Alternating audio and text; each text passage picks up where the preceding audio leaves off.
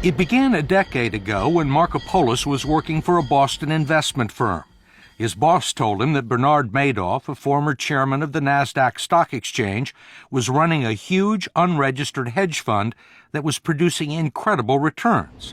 He wanted Harry to reverse engineer its trading strategy and revenue streams so that the firm could duplicate Madoff's results. He had the patina of being a respected citizen, one of the most successful businessmen in New York, and certainly one of the most powerful men on Wall Street.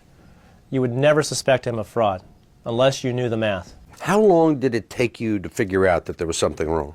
It took me 5 minutes to know that it was a fraud. It took me another almost 4 hours of mathematical modeling to prove that it was a fraud. What were the things that caught your attention? It was the performance line. As we know, that markets go up and down, and his only went up.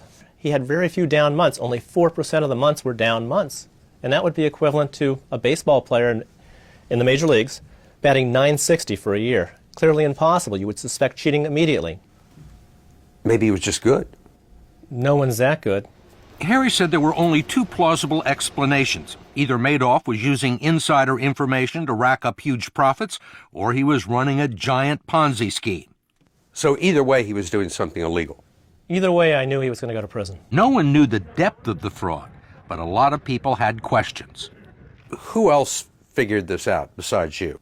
I would say that hundreds of people suspected something was amiss with the Madoff operation. If you look at who the victims were not, you'll notice that the major firms on Wall Street had no money with Mr. Madoff. I mean, you write this is the letter, I'm quoting from the letter to the Securities and Exchange Commission, red flag number 20.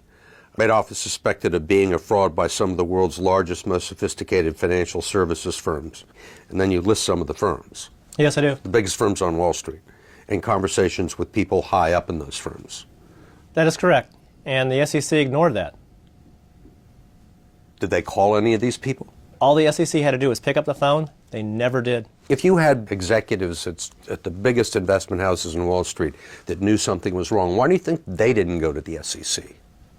Because people in glass houses don't throw stones, and self-regulation on Wall Street doesn't work.